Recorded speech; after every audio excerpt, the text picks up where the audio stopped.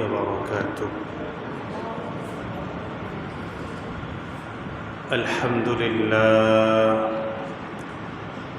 الحمد لله وكفى وسلام على عباده الذين اصطفى. أما بعد فأعوذ بالله من الشيطان الرجيم. بسم الله الرحمن الرحيم. وما أرسلناك إلا رحمة للعالمين. وقال سيدنا رسول الله صلى الله عليه وسلم: مثلي ومثلكم كمثل رجل أوقد نارا فجعل الجنادب والفراش يقعن فيها وهو يذبهن عنها، أو كما قال النبي صلى الله عليه وسلم: صدق الله مولانا العظيم وصدق رسوله النبي الكريم، ونحن على ذلك من الشاهدين والشاكرين والذاكرين، والحمد لله رب العالمين. درود شريف পড়ি। اللهم صل على محمد وعلى آل محمد كما صليت على إبراهيم وعلى آل إبراهيم إنك حميد مجيد. اللهم بارك على محمد وعلى آل محمد كما باركت على إبراهيم وعلى آل إبراهيم إنك حميد مجيد. মুআজ্জাজ মুহতারাম সম্মানিত মুসল্লিয়ানে কারাম, আজিজ তলাবা, আমার প্রিয় যুবক ভাইয়েরা, পর্দার অন্তরালে থাকা শ্রদ্ধেয়া মা ও বোনেরা, আল্লাহ পাকের দরবারে অসংখ্য অগণিত শুকরিয়া, যিনি আমাদেরকে শুক্রবার দিন আগে আগে মসজিদে আসার বসার তৌফিক দিয়েছেন। সকলেই বলি আলহামদুলিল্লাহ। কোরআনে কারীমের সুপ্রসিদ্ধ এক আয়াত আমি আজকে তেলাওয়াত করেছি। আল্লাহ রাব্বুল আলামিন আল্লাহ রসুল সাল্লাল্লাহু আলাইহি ওয়াসাল্লামের ব্যাপারে বলেছেন: ওয়ামা আরসালনাকা ইল্লা রাহমাতাল লিল আলামিন। হে নবী, আপনাকে সমস্ত জগৎ সমূহের জন্য রহমত স্বরূপ আমি প্রেরণ করেছি। সুবহানাল্লাহ। আল্লাহ রাব্বুল আলামিনের রুবুবিয়্যাত যেই পরিমাণ, রাসূল আকরাম সাল্লাল্লাহু আলাইহি ওয়াসাল্লামের রহমত সেই পরিমাণ। আসমান এবং জমিন সব কিছুর মালিককে, এবং সব কিছুর মালিককে, এটাকে বলে রুবুবিয়্যাত, রব। সব কিছুর মালিক যিনি, তাকে কি বলে? রব বলে। এই রবের সীমানা যতটুকু, আল্লাহর রসুল সাল্লাল্লাহু আলাইহি সাল্লামের রহমতের সীমানাও ততটুকু।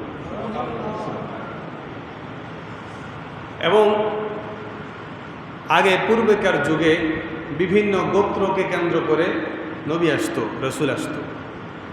একটা দেশ, একটা গোত্র একই সময়ে একই পৃথিবীতে চলমান ছিল।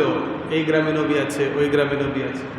বিশেষত হযরত মূসা পয়গম্বরের ভাই হারুন আলাইহিস সালাম, তারা উভয়ে একই সাথে একই এলাকার জন্য নবী ছিলেন। তো আল্লাহ রাব্বুল আলামিন আমাদের নবীজি সাল্লাল্লাহু আলাইহি সাল্লামকে প্রেরণ করেছেন সারা পৃথিবীর জন্য। এবং উনি থাকাকালীন সময়ে আর কোনো নবী পৃথিবীতে ছিল না, কিয়ামত পর্যন্ত আর কোনোদিন কোনো নবী আসবেনও না। তো আল্লাহ রসুল সাল্লাল্লাহু আলাইহি সাল্লাম জন্মগ্রহণ করেছেন মক্কায়। মক্কা ভৌগোলিক ইতিহাস যদি আপনারা দেখেন, সারা পৃথিবীর জন্য সেন্ট্রাল পয়েন্ট হচ্ছে মক্কা, মধ্যবর্তী জায়গা মক্কা।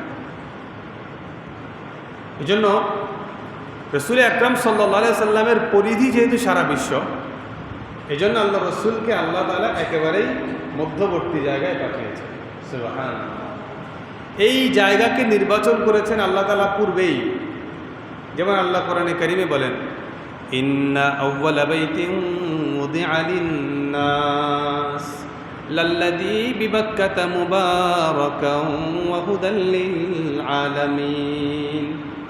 আল্লাহ যখন দুনিয়াতে মানুষ সৃষ্টির পরে ঘর নির্মাণ করবেন সিদ্ধান্ত নিয়েছেন, এবার ইবাদতের জায়গা যেহেতু নির্ধারিত হবে, আল্লাহ তাআলা পৃথিবীর সেন্ট্রাল পয়েন্ট মক্কাতেই সেই বাইতুল্লাহ শরীফ নির্মাণ করেছেন। আল্লাহ তাআলা আমাদের রসুলকে একেবারেই পৃথিবীর মধ্যম জায়গায় পাঠিয়েছেন এই জন্য, যেহেতু নবীজির নবুয়ত সারা বিশ্বব্যাপী, এজন্য এইখান থেকেই মানুষ দ্বীন প্রচার করবে। মানুষ এখান থেকে নিয়ে নিয়ে গ্রামে গ্রামে, শহরে শহরে, বিভিন্ন রাষ্ট্রে রাষ্ট্রে দ্বীন পৌঁছে যাবে। দ্বিতীয় আরেকটি কারণ হচ্ছে, মক্কা একটা বাণিজ্যিক এলাকা। কি এলাকা? বহু মানুষ বাণিজ্য করবার জন্য মক্কায় আসতো। বিভিন্ন বণিক দল বিভিন্ন রাষ্ট্র থেকে এসে মক্কায় তাদের ব্যবসা পরিচালনা করত। যেহেতু বাইতুল্লাহ শরীফ সেখানে, বাইতুল্লাহ শরীফের হাজিগণ সবসময় তো আছে, তাই না? সবসময় পৃথিবীতে তওয়াফ চলমান, চলতেছে। বিভিন্ন বণিক দলরা এসে আল্লাহ রসুল সাল্লাল্লাহু আলাইহি সাল্লামের কাছে মুসলমান হয়েছে, ইসলামের আলো পেয়েছে, আবার এই আলো তার নিজের দেশে গিয়ে এসে প্রচার করেছে। সুবহানাল্লাহ। এই জন্য আল্লাহ তাআলা আল্লাহ রসুলকে মক্কায় পাঠানোর সিদ্ধান্ত নিয়েছেন। মক্কার যেমন তেমন কোনো পরিবারেও আল্লাহ রসুলের জন্ম হয় নাই। রসুল আকরাম সাল্লাল্লাহু আলাইহি সাল্লাম মক্কার সর্বোচ্চ জাতি, সর্বোচ্চ গোত্র কুরাইশ বংশে আল্লাহ তাআলা প্রেরণ করেছেন। আল্লাহর পরে সবচেয়ে বেশি সম্মানিত মানুষ আমাদের রসুল আকরাম সাল্লাল্লাহু আলাইহি সাল্লাম। আরশে আজিমের নিচে মাকামে মাহমুদ, এই সম্মানিত এক মাকাম, এটা একমাত্র আমাদের রসুলের জন্যই নির্ধারিত। হাউজে কাউসারের মালিক আল্লাহ তাআলা আমাদের রসুলকে বানিয়েছেন, তাই না? তা আল্লাহ তাআলা সেখানে পাঠিয়েছেন। আজকে আমরা আলোচনা করব রসুল আকরাম সাল্লাল্লাহু আলাইহি সাল্লামের জন্ম থেকে নিয়ে নবুয়তের পূর্ব মুহূর্ত পর্যন্ত আমরা গুরুত্বপূর্ণ কিছু বিষয় নিয়ে আলোচনা করব ইনশাআল্লাহ। আল্লাহ তাআলা তৌফিক দান করেন। আমরা সকলেই জানি রসুল আকরাম সাল্লাল্লাহু আলাইহি সাল্লাম যখন তার মায়ের গর্ভেই, তখন তার পিতা ইন্তেকাল করেন। নবীজির পিতার নাম আব্দুল্লাহ, দাদার নাম আব্দুল মুত্তালিব। আমাদের একটা কিতাব সুপ্রসিদ্ধ সিরাত খাতামুল আম্বিয়া, ওখানে 20 জন পর্যন্ত নাম দেওয়া আছে। মুহাম্মদ বিন আব্দুল্লাহ বিন আব্দুল মুত্তালিব বিন হাশিম বিন আব্দ মানাফ বিন কুসাই বিন কিলাব বিন মুররাহ বিন কাআব বিন লুয়াই বিন গালিব বিন ফিহর বিন মালিক বিন নজর বিন কেনানা বিন খুজাইমা বিন মুদরিকা বিন ইলিয়াস বিন মুজার বিন মাআদ বিন আদনান। আদনান পর্যন্ত আল্লাহ রসুলের 20 জেনারেশন। নবীজির উপর থেকে বাবা, দাদা, তার উপরে পুরস্থ, এই 20 জেনারেশন আমাদের কিতাবের মধ্যে উল্লেখ আছে। একেবারেই ইব্রাহিম পয়গম্বর পর্যন্ত এটা সিলসিলা চালু আছে, লিখিত আছে ইতিহাসে। তো যাই হোক, আল্লাহ রসুল সাল্লাল্লাহু আলাইহি সাল্লামের জন্মের পূর্বেই তার পিতা ইন্তেকাল করেন। এবার যখন তিনি মায়ের গর্ভে আসেন, ওনার মায়ের নাম আমেনা রাদিয়াল্লাহু আনহা। হযরত আমেনা বলেন, যখন আল্লাহর নবী মুহাম্মদ আমার পেটে আসে, অন্যান্য মহিলাদের যেমন বাচ্চা পেটে আসলে তাদের বমি হয়, দুর্গন্ধ লাগে, খাবার খেতে পারে না, অস্বস্তিকর লাগে, আমি তেমন কোনো কিছুই ধারণা করি নেই, আমি কোনো কিছু উপলব্ধি করতে পারিনি। সুবহানাল্লাহ। সন্তান পেটে থাকাকালীন সময়ে হযরত আমেনা বলেন, আমি অলৌকিকতা তখন থেকেই বুঝতে পারছিলাম। আমি যখন কূপের কাছে যেতাম পানি আনার জন্য, কুয়ার পানি আমার জন্য উপরে উঠে চলে আসতো। সুবহানাল্লাহ। কেন? রহমাতুল লিল আলামিন তো মায়ের গর্ভে আছে, রহমতের পূর্ণ বারিধারা তার মায়ের পেটের ভিতরেই আছে। এজন্য যেখানেই গিয়েছে সেখানেই রহমত হয়ে গেছে। মক্কা যেখানে কুফফারদের বড় গাঁঠি ছিল, আজ সেখানে সমস্ত কুফফারবাসী ধ্বংস হয়ে মুসলমানদের আধিপত্য চলমান। তো হযরত আমেনা বলতেছিলেন, আমি যে রাস্তায় যাইতাম, রাস্তায় যাওয়ার সময় দেখতাম গাছগুলো যেন আমাকে সেজদা করে নয় নয়া যায়। পাথরের উপর দাঁড়াইলে দেখতাম পাথরটা যেন নরম হয়ে যায়। আমি তখন উপলব্ধি করতে থাকলাম কিছু একটা হচ্ছে। এর পূর্বে হযরতে আব্দুল্লাহ, আল্লাহর নবীর পিতা, তার ব্যাপারে আলোচনায় আসে। হযরতে আব্দুল্লাহর কপালের মধ্যে একটা চিহ্ন ছিল। আরবের নারীরা তখন তার স্ত্রী হওয়ার জন্য সবাই আবদার করত, আব্দুল মুত্তালিবের কাছে বিবাহের প্রস্তাব পাঠাইত যে আপনার সন্তানের বউ হইতে চায়। বিবাহকালীন হযরত আমেনাকে বিবাহ যখন করার জন্য যাচ্ছে, যাওয়ার পথে ফাতেমা নামক এক নারী তাকে প্রস্তাব করেছে। প্রস্তাবের ভাষাটা ছিল এমন, আপনার সন্তানকে আমার পেটে লালন করতে চাই। সুবহানাল্লাহ। আব্দুল্লাহ তাকে বলছে, আপনার সন্তানকে আমার পেটে ধারণ করতে চাই।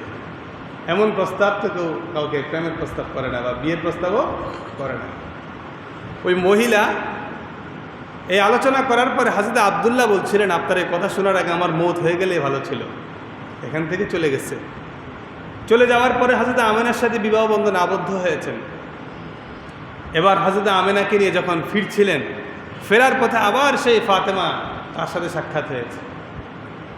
সাক্ষাতের পরে এবার বলছিলেন যে, শুনেন, আমি কেন আপনার সন্তানকে আমার পেটে ধারণ করার কথা বলছিলাম, আমার কাছে আপনার এই কপাল দেখে মনে হয়েছে বিশেষ কিছু আপনার মধ্যে আছে, আপনার সন্তান দুনিয়ায় বিশেষ কিছু হবে। এজন্য এই গৌরবময় মাতৃত্ব এটা আমি ধারণ করবার জন্য আপনাকে প্রস্তাব করেছি। তো যাই হোক, আল্লাহ তাআলা আমার হযরত আমেনার সাথে বিবাহ বন্ধনে আবদ্ধ করিয়েছেন। তো রাসূল আকরাম সাল্লাল্লাহু আলাইহি সাল্লাম যেহেতু রহমতের বারিধারা, এজন্য যেখানেই গিয়েছেন, যার সাথেই সম্পৃক্ত হয়েছেন, যার সাথেই লেগেছেন, সব কিছুই উজালা হয়ে গেছে, সব কিছুই আলোকিত হয়ে গেছে। হযরত আমেনা বাচ্চা প্রসব করলেন। প্রসব করার পরে যিনি ধাত্রী আব্দুর রহমান ইবনে আউফ রাদিয়াল্লাহু আনহুর মা, তিনি বলেন, সন্তান যখন দুনিয়াতে আসে, অন্যান্য সন্তানরা শরীরে নাপাকি নিয়ে আসে, কিন্তু আল্লাহর নবী যখন জন্মগ্রহণ করেছেন, শরীরে বিন্দু পরিমাণ রক্তে নাপাকি ছিল না, কোনো নাপাকি নেই। হযরত আব্দুল মুত্তালিব সংবাদ পেয়ে দৌড়ে আসলেন নাতিকে কোলে নেওয়ার জন্য। নাতিকে কোলে নিয়ে কাবার চত্বরে চলে গেছে। মানুষজন দেখে বলতেছে, আব্দুল মুত্তালিবের কোলের মধ্যে যেন একটা চাঁদের টুকরা জ্বলতেছে। আব্দুল মুত্তালিব দাদা প্রচণ্ড মহব্বত করতেন। আল্লাহর রাসূল সাল্লাল্লাহু আলাইহি সাল্লামের জন্মটাই ছিল আকস্মিক। মানুষ ছোটবেলা থেকেই বুঝতেছিল বিশেষ কিছু হবে, অনুধাবন করতেছিল। তো যাই হোক, রাসূল আকরাম সাল্লাল্লাহু আলাইহি সাল্লামের জীবদ্দশার খুব অল্প সময় মায়ের সাথে কাটিয়েছেন। এরপরে চলে গেলেন হযরত হালিমাতুস সাদিয়া রাদিয়াল্লাহু আনহার কাছে। আরবের প্রচলিত সিস্টেম ছিল যে মক্কা খুব গরম জায়গা, অত্যন্ত তাপ, তীব্র তাপ, মরুভূমি। এই তাপ থেকে মানুষকে সরিয়ে নিয়ে তায়েফের দিকে আবহাওয়া ঠান্ডা। আমাদের বাংলাদেশে 10-12 বছর আগে যে আবহাওয়া ছিল, ওই আবহাওয়া এখনও তায়েফে আছে, তায়েফে ঠান্ডা। তো তাইফের দিক থেকে মহিলারা এসে মক্কার ছেলেদেরকে, শিশুদেরকে নিয়ে যেত, তাদেরকে দুগ্ধ পান করাতো এবং তারা বিশুদ্ধ ভাষা শিখত। যেমন আমাদের ঢাকা শহরে সব রকমের মানুষ আছে, নোয়াখালী, বরিশাল, কুমিল্লা, ওইখানে মানুষ মিশ্রিত ভাষা শিখে। কিন্তু বাংলাদেশে একেবারে বইয়ের ভাষা, শুদ্ধ ভাষা, এগুলো কোথায়? কুষ্টিয়া, হ্যাঁ, ওইদিকে আপনার শুদ্ধ ভাষা। তা আমরা তো আমাদের দেশে, আমরা যে দেশে আছি, আমরা ওই ভাষাটাকেই লালন করি। আমার মা যেভাবে কথা বলতেন, তা আমরাও সেভাবেই কথা বলি। তো আরবরা তাদের ভাষা শুদ্ধ রাখবার জন্য এই শিশুদেরকে তখন গ্রামে দিয়ে দিত, এবং এই তীব্র তাপ যেন তাদেরকে কোনো ক্ষতি না করে, এই জন্য একটু ঠান্ডা পরিবেশে তাদেরকে পাঠিয়ে দিত। আবার তায়েফের নারীরা অধিকাংশই গরিব ছিল। তারা যেহেতু মক্কা একটা বাণিজ্যিক এলাকা, এইখান থেকে শিশুদেরকে নিয়ে তারা কিছু অর্থ পেত, যে অর্থটা দিয়ে তারা তাদের জীবিকা নির্বাহ করত। এভাবেই করে তায়েফ থেকে এক বাহিনী মহিলার দল মক্কায় এসেছে শিশুদেরকে নেওয়ার জন্য। সকলেই জানেন আপনারা, সবাইকে নিয়ে গেছে, সবাইকে নিয়ে গেছে। বাকি আছে শুধু একজন, মুহাম্মদুর রাসূলুল্লাহ সাল্লাল্লাহু আলাইহি ওয়াসাল্লাম। বাবা নাই, বাবা থাকলে হয়তো বড় অঙ্কের লভ্যাংশ পেত। বাবা নাই শোনার পরে তখন আর তারা সেদিকে যায় না। হযরতে হালিমাতুস সাদিয়া রাদিয়াল্লাহু আনহা তিনিও খুঁজতেছিলেন, খোঁজার পরে দেখেন আর মাত্র একটা বাচ্চা বাকি। তিনি আসতে একটু লেট হয়েছে। ওনার যে ঘোড়া ছিল, এই ঘোড়াটা দুর্বল ছিল, সবাই আগে চলে আসছে, উনি পরে আসছে। তো পরে এসে তো রহমতের বাড়িধারা পেয়ে গেছে। সুবহানাল্লাহ। এবার চিন্তা করলেন, আসছি তো কিছু একটা বাচ্চা নিয়েই যাই, বাচ্চাই যেহেতু এটা আছে তাকে নিয়েই যাই। তার স্বামীর কাছে অনুমতি চাওয়ার পরে স্বামীও বললেন ঠিক আছে নিয়ে যাও। আল্লাহর নবী সাল্লাল্লাহু আলাইহি সাল্লামকে নিয়ে নিলেন। নেওয়ার পরে যেই বাহনে করে আসছেন সেই বাহনের উপর উঠালেন। হযরত হালিমাতুস সাদিয়া বলেন, যে বাহনটা এতক্ষণ পর্যন্ত সবার পিছনে পিছনে চলতো, আল্লাহর নবীকে বাহনে উঠানোর পর সব বাহনকে পিছনে ফেলে এই বাহনটা আগে চলে গেছে। আমার স্তন দুগ্ধ শূন্য ছিল। যখনই আমি মুহাম্মদকে দিয়েছি, তারপর থেকে আল্লাহ রাব্বুল আলামিন আমার স্তনে দুধ দ্বারা পরিপূর্ণ করে দিয়েছেন। আমি চিন্তায় ছিলাম, আমার সন্তানকেই তো দুধ পান করাতে পারি না, আরেকটা শিশুকে নিয়ে দুধ পান করাবো কিভাবে? কিন্তু যখন মুহাম্মদ আমার কোলে আসে, মুহাম্মদ তৃপ্তি ভরে আমার স্তন থেকে দুধ পান করতে পারত, আমার সন্তান আব্দুল্লাহও দুধ পান করতে পারত। ঘরে গিয়ে দেখলাম যে সমস্ত ছাগল বকরিগুলো দুধ নাই, দুগ্ধ শূন্য, সবগুলো দুধে পরিপূর্ণ হয়ে গেছে। সুবহানাল্লাহ। এবার তায়েফের মহিলারা খুঁজতে লাগলো, আরে হালিমা সবার পরে আসার কথা, হালিমা কেন সবার আগে চলে আসলো? আমাদের দুর্ভিক্ষ চলমান অবস্থায় সবার বকরিতে দুধ নাই, কিন্তু হালিমার বকরিতে দুধ আছে। খুঁজতে লাগলো হালিমা কোন জায়গা থেকে ঘাস খাওয়ায়, আমরাও সেখান থেকে ঘাস খাওয়াবো। মূলত ব্যাপার তো ঘাসে না। ব্যাপার কি ঘাসে? রহমত কি ঘাসে? রহমত তো ঘরে। মহিলারা এবার হালিমাতুস সাদিয়া যেখান থেকে ঘাস খাওয়ায়, তারাও সেখানে ঘাস খাওয়ানোর জন্য নেয়। তাদের হালত আগের মতোই। কিন্তু আল্লাহর নবী সাল্লাল্লাহু আলাইহি সাল্লাম যে ঘরে, সেই ঘরে তো দুধে ভরপুর হয়ে যাচ্ছে। হালিমাতুস সাদিয়া বলে, আমার জীবনের বরকত, পরিপূর্ণ রহমত পেয়েছি যখন মুহাম্মদকে আমি কোলে নিয়েছি। সুবহানাল্লাহ। 2 বছর দুধ পান করিয়েছেন।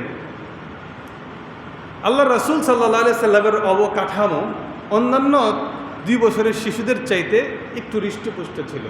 বুঝ, দক্ষতা, এগুলো অন্যান্য শিশুদের তুলনায় বেশি ছিল। রাসূল আকরাম সাল্লাল্লাহু আলাইহি সাল্লামের একেবারে ছোট থাকা অবস্থায় যখন মায়ের দুধ পান করে, তখন থেকেই ইনসাফ বুঝতেন। তার 2 ভাই নবী সাল্লাল্লাহু আলাইহি সাল্লাম এক স্তন থেকে দুধ পান করতেন, এবং হালিমাতুস সাদিয়ার আর এক সন্তান, তার নাম আব্দুল্লাহ। তিনি এক স্তন থেকে দুধ পান করে আরেক স্তন রেখে দিতেন আব্দুল্লাহর জন্য। সুবহানাল্লাহ। ওইখান থেকে ইনসাফের সবক। জীবনে কোনোদিন বেইনসাফের কোনো কালিমা, কোনো ছিটাফোঁটা আল্লাহ রসুলের গায়ে লাগে না। তো সেখান থেকেই হযরত হালিমাতুস সাদিয়া রাদিয়াল্লাহু আনহা সাদিয়া হয়ে গেছে। সাদিয়া শব্দের অর্থ সৌভাগ্যবান। হযরত হালিমা কি হয়ে গেছে বলেন? সাদিয়া হয়ে গেছে, সৌভাগ্যবান হয়ে গেছে। 2 বছর হওয়ার পরে নিয়ম হলো মক্কায় আবার শিশুদেরকে দিয়ে দেওয়া, কারণ আমরা জানি একটা বাচ্চা দুগ্ধ পান করে 2 বছর। ওয়ালওয়ালিদাতু ইরদি'না আওলাদাহুন্না হাওলাইনি কামিলাইন। এক বাচ্চার দুধ পান করার সময়সীমা হচ্ছে কয় বছর? 2 বছর।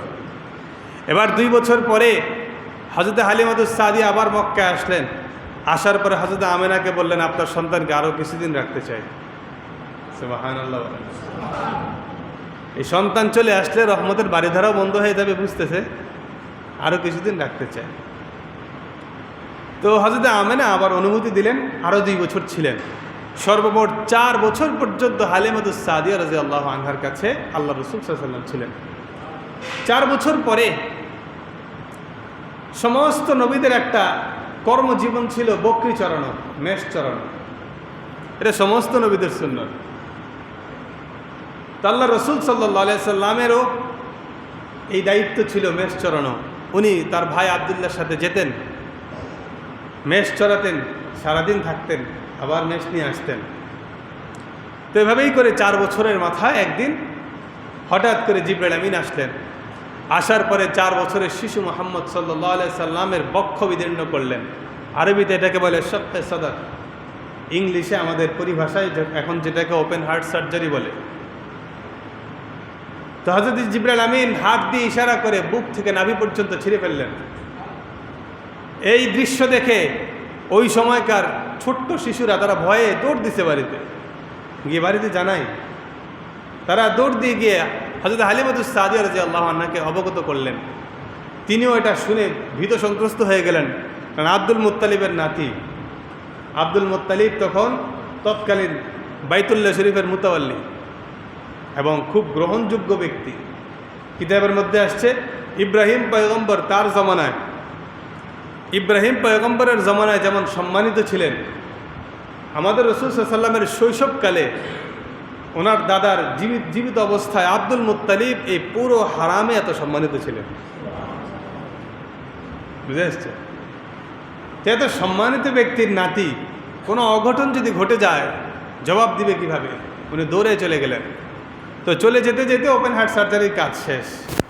হযরত জিবরাইল আমিন আনাস ইবনে মালিক রাদিয়াল্লাহু আনহু বলেন, আল্লাহ রাসূল সাল্লাল্লাহু আলাইহি সাল্লামকে শোয়ালেন। শোয়ানোর পর হাত দিয়ে ইশারা করে বুকটা ছিঁড়ে ফেললেন। ছিঁড়ার পরে একটা মাংস বের করলেন, যে এই মাংসতে শয়তান ওয়াসওয়াসা করতে পারে, এই মাংসটা বের করে ফেললেন। কোনো দিন যেন শয়তান নবীকে স্পর্শ করতে না পারে। কলবটাকে জমজমের পানি দিয়ে ধৌত করলেন। আল্লাহ নবী সাল্লাল্লাহু আলাইহি সাল্লামের সব কাজ শেষ করার পর আবার চাপ দিলেন। চাপ দেওয়ার পর বুকটা আবার লেগে গেছে। হালিমাতুস সাদিয়া এবার ভীত সন্ত্রস্ত হয়ে চিন্তা করলেন, এমন ঘটনা, অলৌকিক ঘটনা শিশুটির সাথে ঘটতেছে, খবরদার যদি কোনো কিছু ঘটে যায় তাহলে আমার জবাব দেওয়ার জায়গা থাকবে না, তার মায়ের কাছে দিয়ে আসি, এটা নিরাপদ। এবার 4 বছর পরে হযরত আমেনা রাদিয়াল্লাহু আনহার কাছে নিয়ে আসলেন। মায়ের কাছেই তিনি বড় হতে লাগলেন। মায়ের আদরের ছায়াটাও খুব বেশি দিন পাননি। মাত্র 2 বছর যখন আল্লাহ নবীর বয়স 6, তখন তিনি মোটামুটি বুঝতে শুরু করলেন পিতার আদর, বাবা বলে ডাকা, বাবা বলে আমার কেউ নেই, আমাকে তো কেউ হাত ধরে আর বাজারে নিয়ে যাচ্ছে না। এই কল্পনাগুলো তখন ওনার ভিতরে জাগ্রত হলো। দেখেন, পৃথিবীর সবচেয়ে যিনি আল্লাহ তাআলা ঘোষণাই করেছেন তিনি আমার হাবিব, হাবিবুল্লাহ, যিনি আমার বন্ধু, কালিমায়ে আল্লাহ রাব্বুল আলামিনের বিশ্বাসের সাথে আল্লাহ রাসূল সাল্লাল্লাহু আলাইহি সাল্লামের উপর বিশ্বাস রাখার কথা কালিমায় লাজিম করে দিয়েছে। কেন? আপনি যদি আজকের ইহুদি নাসারাদেরকে জিজ্ঞেস করেন তোমাদেরকে সৃষ্টি করেছে কে, আল্লাহ রাব্বুল আলামিন কোরআনে কারিমে বলেন, ওয়ালা ইন সাআলতাহুম মান খালাকাস সামাওয়াতি ওয়াল আরদ লায়াকুলুন্নাল্লাহ। পৃথিবীর হিন্দু, খ্রিস্টান, বৌদ্ধ তাদের সবাইকে যদি জিজ্ঞেস করো আসমান জমিন সৃষ্টি করেছে কে, সবাই উত্তরে বলবে আল্লাহ সৃষ্টি করেছে। তাহলে বিশ্বাসের জায়গায় পার্থক্য কোথায়? পার্থক্যটা হলো এই, আমরা আল্লাহকে রব হিসাবে বিশ্বাস করি, আমাদের নবী হিসাবে মুহাম্মদুর রাসূলুল্লাহকেও বিশ্বাস করি। সুবহানাল্লাহ। আমাদের নবীকে বিশ্বাস করবে না তো সে ইহুদি নাসারা হয়ে মরবে। সে চির কাফের হয়েই মরবে। তাহলে ইমানের পূর্ব পরিপূর্ণ এক শর্ত আল্লাহকে বিশ্বাস করা এবং আল্লাহর রসুলকে বিশ্বাস করা। বুঝে আসছে কথা? তো এত হাবিব প্রিয় হওয়ার পরেও এতগুলো মুসিবত। পিতা হারালেন জন্মের আগেই, 6 বছর বয়সে এবার মায়ের কাছে আবদার করলেন, মা বাবার কবর জিয়ারত করতে চাই। এবার আব্দুল মুত্তালিব ঠিক করে দিলেন, যাও মোহাম্মদকে নিয়ে যাও, আমার নাতিকে নিয়ে যাও। হযরত আমেনা সাথে ওনার আমেনা রাদিয়াল্লাহু আনহার এক বান্দি ছিল উম্মে আয়মান, এবং আল্লাহ রাসূল সাল্লাল্লাহু আলাইহি ওয়াসাল্লাম মোট 3 জন। কয়জন সফরে বের হয়েছেন? বলেন তো সফরটা কোন দিকে? হযরত আব্দুল্লাহ যেখানে ইন্তেকাল করেছেন ওই দিকে। আল্লাহর নবী সাল্লাল্লাহু আলাইহি ওয়াসাল্লাম, উম্মে আয়মান এবং হযরত আমেনা, তারা 3 জন বের হয়েছে। যাওয়ার পরে আবওয়া নামক জায়গায় হযরত আমেনা অসুস্থ হয়ে গেলেন। হযরত আমেনা অসুস্থ হয়ে সেখানেই ইন্তেকাল করলেন। আল্লাহর নবী সাল্লাল্লাহু আলাইহি ওয়াসাল্লাম যেন মায়ের দেহের উপর পরে চিৎকার করে কান্না করতেছে, আমি আমার বাবাকে হারালাম, বাবার কবর জিয়ারত করতে এসে মাকেও হারালাম। সান্ত্বনা দেওয়ার জন্য দাদাও নাই, সান্ত্বনা দেওয়ার জন্য চাচা আবু তালেবও নাই। উম্মে আয়মান তখন মুহাম্মদ সাল্লাল্লাহু আলাইহি ওয়াসাল্লামকে কোলে নিয়ে বললেন, আল্লাহ তাআলার ফয়সালা, এই চূড়ান্ত ফয়সালা। আবওয়া নামক জায়গায় তারা এত মরুভূমি, কাউকে ডাকবার মতো কেউ নাই। নিজেরাই তখন সেখানে হযরতে আমেনা রাদিয়াল্লাহু আনহার দাফন কাফনের কাজ শেষ করলেন। দাফনের কাজ শেষ করার পরে রাসূল আকরাম সাল্লাল্লাহু আলাইহি সাল্লাম মায়ের লাশটাকে ছেড়ে এখান থেকে যেতে চাচ্ছে না। কদমগুলো যেন চলছে না, মক্কায় আর ফিরে যেতে চাচ্ছে না। এবার আবওয়া নামক জায়গায় আপনি গেলে বুঝবেন প্রত্যেকটা মুহূর্ত, প্রত্যেকটা ঘন্টা রাসূলের কেমন কেটেছে। 6 বছরে শিশু উম্মে আয়মান রাদিয়াল্লাহু আনহা আল্লাহ রাসূল সাল্লাল্লাহু আলাইহি সাল্লামকে এবার ওখান থেকে নিয়ে গেলেন মক্কায়। মক্কায় যাওয়ার পরে এবার দায়িত্বপ্রাপ্ত হলেন তার দাদা আব্দুল মুত্তালিব। দাদা আব্দুল মুত্তালিবের ছায়াও খুব বেশি দিন পাননি। পরবর্তী 2 বছর যখন ওনার বয়স 8, আব্দুল মুত্তালিবের তখন ইন্তেকাল হয়ে গেছে।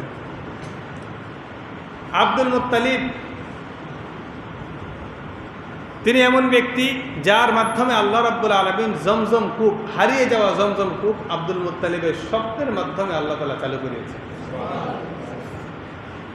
যেটা ইব্রাহিম পয়গম্বরের জামানায় চালু হয়েছে, হযরত ইসমাঈল পয়গম্বরের লাঠির মাধ্যমে দীর্ঘদিন পর্যন্ত এটা পরিচর্যা না থাকার কারণে বন্ধ হয়ে গেছিল।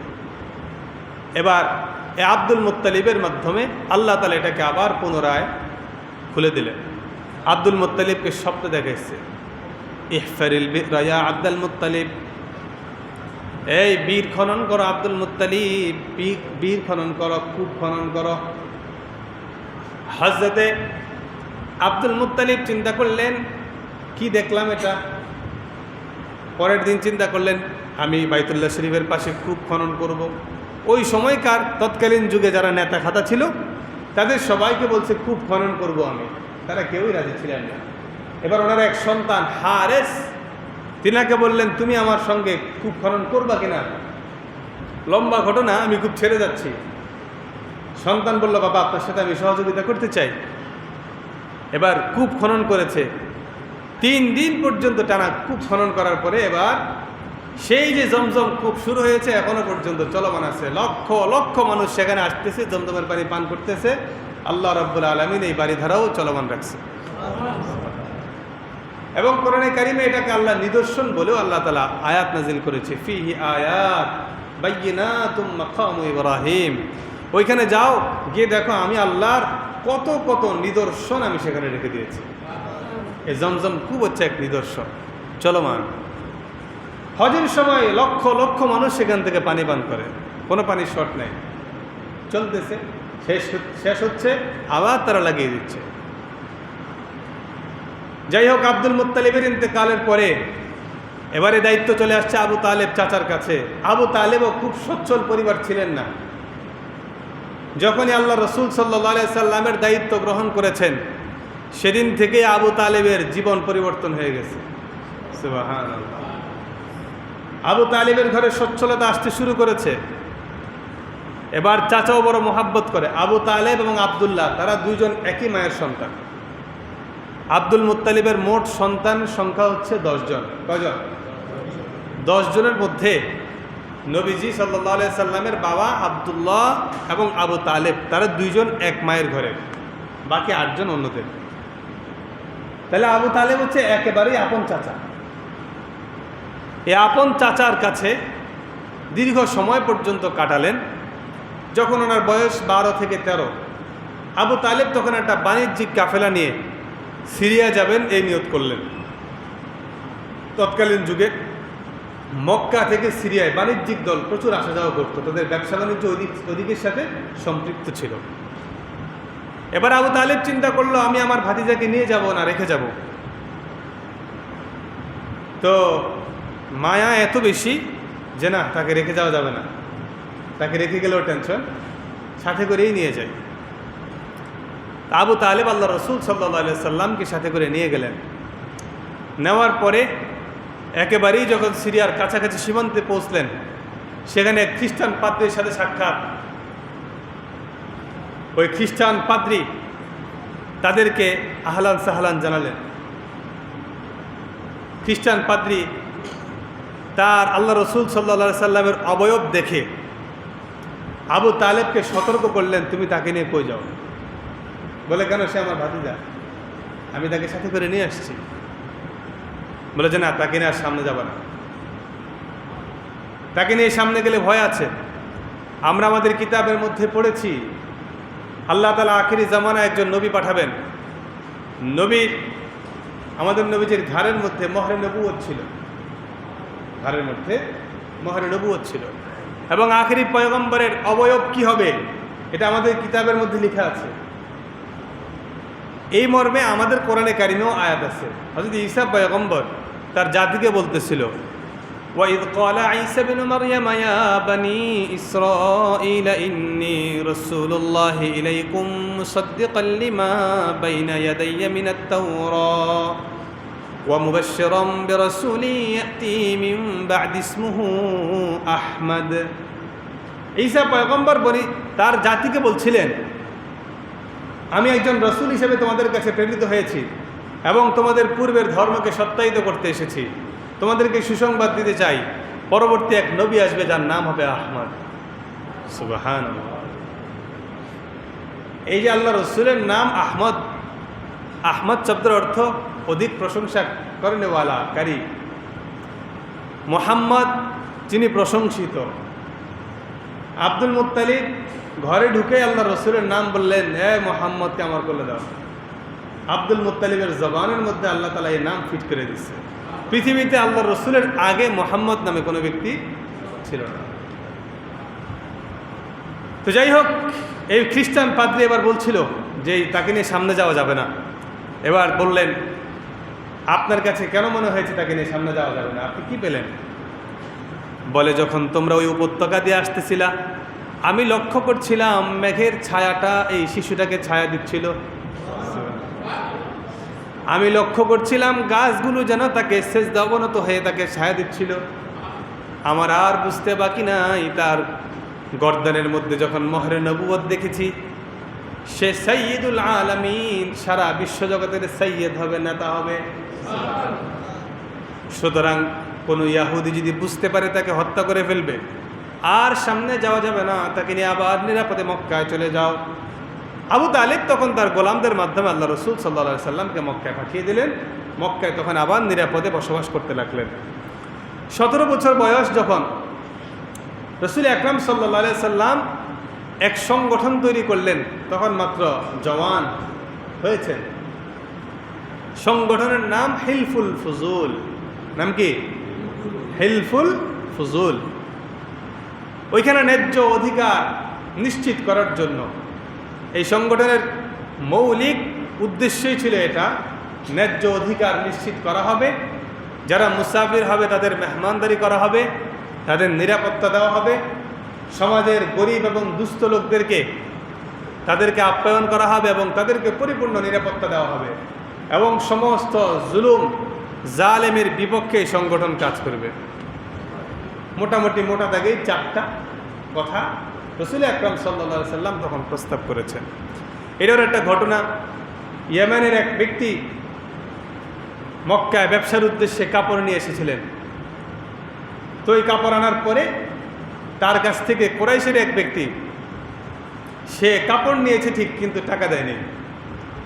এবার অন্যান্য নেতাদের কাছে গিয়ে এবার ব্যবসায়ী গিয়ে বলছিল, ভাই আমার সাথে জুলুম করা হয়েছে, কিন্তু কেউ কর্ণপাত করেনি যেহেতু নিয়েছে আরেকজন নেতা। এবার রাসূল আকরাম সাল্লাল্লাহু আলাইহি সাল্লামের বাড়ি যেখানে বর্তমানে, বাড়ির পাশে একটা পাহাড় আছে জাবালে আবি কুবাইস। জাবালে আবি কুবাইসের উপত্যকায় উঠে এবার ঘোষণা করতেছিল, ভাই এই মক্কা শরীফে ন্যায় ও ইনসাফ প্রতিষ্ঠা করার মতো কেউ নাই। আমি এত চিৎকার করে বলছি আমি জুলুমের শিকার, কিন্তু কেউ আমার ডাকে সাড়া দিচ্ছে না। তখনই আল্লাহর রাসূল সাল্লাল্লাহু আলাইহি সাল্লাম শুনছিলেন, শোনার পরে বললেন তাকে সহযোগিতা করতে হবে। তখনই হিলফুল ফুজুল নামক এক সংগঠন করে তার ব্যবসায়ীর ন্যায্য মূল্য আদায় করার ব্যবস্থা আল্লাহ রাসূল করেছেন। বয়স কত? 17। দিন অতিবাহিত হতে লাগলো। রাসূল আকরাম সাল্লাল্লাহু আলাইহি সাল্লামের কর্মজীবনে পদার্পণ করলেন। বয়স যখন 24 থেকে 25, ছোটবেলাতে মেষ চড়িয়েছেন। মেষ চড়ানোর পরেই দ্বিতীয় কাজ আসলো ব্যবসা। আরবের এক তাহেরা পবিত্রা নারী, যিনার 2 জন স্বামী ইতিপূর্বে ইন্তেকাল করেছেন, হযরত খাদিজা রাদিয়াল্লাহু আনহা, তিনি বড় ব্যবসায়ী মানুষ। আরবে তৎকালীন যুগে ব্যবসা মুদারাবা সিস্টেম ব্যবসা। মুদারাবা কি জিনিস সেটা বলছি, একজনের অর্থ আরেকজনের শ্রম, বুঝছেন? আপনার টাকা আমার শ্রম, আপনি টাকা দিয়েছেন আমি শ্রম দিয়েছি, এবার আমার আর আপনার মধ্যে চুক্তি হয়েছে, ঠিক আছে, লভ্যাংশের যা কিছু হবে এত% আপনার, এত% আমার। লসও যদি হয় তাহলে উভয়ের। এটাকে বলে মুদারাবা সিস্টেম। তো আমাদের দেশে এখন এই মুদারাবা সিস্টেমের জায়গায় একটু পার্থক্য হচ্ছে যে আমি আপনাকে টাকা দিয়েছি ঠিক, কিন্তু লস নিতে রাজি না। শরীয়তে বলছে লস হলেও দুজনের, লাভ হলেও দুজনের। যদি আপনি লস হলে মানতে নারাজ হন তাহলে সেটা আর মুদারাবা থাকে না। বুঝে আসছে কথা? তো হযরত খাদিজা রাদিয়াল্লাহু আনহা, তিনি আল্লাহ রাসূল সাল্লাল্লাহু আলাইহি সাল্লামের আমানতদারিতা আস্তে আস্তে করে আল্লাহ রাসূলের গ্রহণযোগ্যতা মক্কায় তৈরি হচ্ছে। হিলফুল ফুজুলের মাধ্যমে তিনাকে বিশ্বস্ত মনে করা হচ্ছে, তার নাম আল আমিন হচ্ছে। সবাই আস্তে আস্তে করে বিশ্বাস করতে লাগতেছে। হযরত খাদিজা রাদিয়াল্লাহু আনহা এবার তিনাকে ব্যবসায়িক সফরে পাঠালেন সিরিয়ায়। অল্প দিনেই অত্যন্ত মুনাফা নিয়ে আল্লাহ রাসূল সাল্লাল্লাহু আলাইহি সাল্লাম ফেরত আসলেন। কারণ রহমতের নবী যেখানেই যাবেন সেখানেই তো রহমত চলমান। অনেক লভ্যাংশ দেখার পরে হযরত খাদিজা রাদিয়াল্লাহু আনহা তিনার আমানতদারিতা, তিনার চালচলন, কথাবার্তা সব কিছু পছন্দ করে এই 25 বছর বয়সেই হযরত খাদিজার কাছে অনেক প্রস্তাব এসেছে বিয়ের জন্য, কিন্তু উনি কারো প্রস্তাব গ্রহণ না করে আল্লাহ রাসূল সাল্লাল্লাহু আলাইহি সাল্লামকে বিয়ের প্রস্তাব পাঠিয়েছেন তিনি, যে আমি সেই যুবকের সাথে বিবাহ বন্ধনে আবদ্ধ হতে চাই। হযরত খাদিজা এমন নারী যাকে স্বয়ং আল্লাহ রাব্বুল আলামিন আসমান থেকে ফেরেশতাদের মাধ্যমে সালাম পাঠিয়েছেন। তার পবিত্রতার ঘোষণা আল্লাহ রাব্বুল আলামিন নিজে দিয়েছেন। এজন্য খাদিজা রাদিয়াল্লাহু আনহাকে বলা হয় খাদিজাতুত তাহেরা, পবিত্র নারী। আল্লাহ রাসূল সাল্লাল্লাহু আলাইহি সাল্লামের মোট 7 জন সন্তান ছিলেন। 7 জনের মধ্যে 6 জন হযরত খাদিজার গর্ভ থেকে আসছে।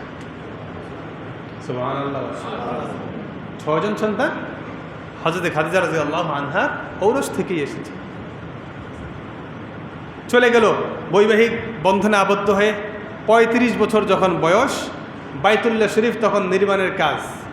বাইতুল্লাহ শরীফকে এক একটা গোত্রকে দেওয়া হয়েছে, আপনি এই দেয়ালের কাজ করবেন, আপনারা এই দেয়ালের কাজ করবেন। এভাবেই করে কাজ চলমান। সর্বশেষ এসে হজরে আসওয়াদ, এখনো পর্যন্ত যেখান থেকে তাওয়াফে শুরু হয়, এই হজরে আসওয়াদ কে নির্মাণ করবে বা কোন গোত্র নির্মাণ করবে, এটা নিয়ে ঝগড়া বিবাদ। এবার এই ঝগড়া বিবাদের নিরসনে আমরা কার প্রস্তাব গ্রহণ করব? তো সিদ্ধান্ত হলো আগামীকালকে সকালে বাইতুল্লাহ শরীফে যে আগে প্রবেশ করবে সে হজরে আসওয়াদকে স্থাপন করবে, বা সেই গোত্র। দেখা গেল পরের দিন সকালবেলায় সর্বপ্রথম বাইতুল্লাহ শরীফে প্রবেশ করেছেন মুহাম্মদুর রাসূলুল্লাহ সাল্লাল্লাহু আলাইহি ওয়াসাল্লাম। এবার সবাই মোটামুটি খুশি যে না ঠিক আছে, একজন যোগ্য ব্যক্তিকে পাইছি আমরা, সুবহানাল্লাহ। কারণ সবার কাছে অত্যন্ত প্রিয়, অত্যন্ত ভালোবাসার মানুষ ছিলেন মুহাম্মদুর রাসূলুল্লাহ সাল্লাল্লাহু আলাইহি ওয়াসাল্লাম। এবার আল্লাহ রসুল সাল্লাল্লাহু আলাইহি সাল্লাম দায়িত্ব পেলেন হজরে আসওয়াদ স্থাপন করার জন্য। কিন্তু রসুল আকরাম সাল্লাল্লাহু আলাইহি সাল্লাম তো চৌকস ছিলেন, বড় বুদ্ধিভিত্তিক লোক ছিলেন। তিনি বললেন, এটা চাদর নাও, চাদরের চার কোনায় তোমরা চার গোত্রের লোক ধরো, আর হজরে আসওয়াদটাকে মাঝখানে রাখো। এবার আল্লাহ রসুল সাল্লাল্লাহু আলাইহি সাল্লাম হজরে আসওয়াদ মাঝখান থেকে গ্রহণ করলেন, আর চতুর্পাশে চাদরের চতুর্পাশে তারা গোত্রীয় নেতারা ধরে রেখেছে। আল্লাহ রসুল বুঝালেন যে আমরা এটা স্থাপন করার ক্ষেত্রে সকলেরই অংশগ্রহণ ছিল। ৩৫ বছর বয়সে বাইতুল্লাহ শরীফের এই হজরে আসওয়াদ স্থাপন খুদ রসুল আকরাম সাল্লাল্লাহু আলাইহি সাল্লামের মুবারক হাতের মাধ্যমে হয়েছে। যাই হোক, নবুয়তের পূর্ববর্তী জীবন, সময় যেহেতু শেষ, আরও আলোচনা ছিল, সামনে ইনশাল্লাহ আমরা আলোচনা করব। রোববার রাতে ইনশাল্লাহ আমরা আলোচনা করব আল্লাহ রসুল সাল্লাল্লাহু আলাইহি সাল্লামের শান মান। এটা যদি আপনি না জানেন তাহলে আপনার ভিতরে মহাব্বত পয়দা হবে না, আর রসুলের মহাব্বত ছাড়া দ্বীনের মুকাম্মাল ঈমান আপনার কায়েম কোনোদিনই হবে না। এজন্য আল্লাহ রাব্বুল আলামিন আমাদেরকে আল্লাহ রসুলের প্রকৃত জীবনী জেনে রসুলের সমস্ত সুন্নতগুলো পালন করে নবীর প্রকৃত আশিক হওয়ার তৌফিক দান করেন। ওয়া আখির দাওয়ানা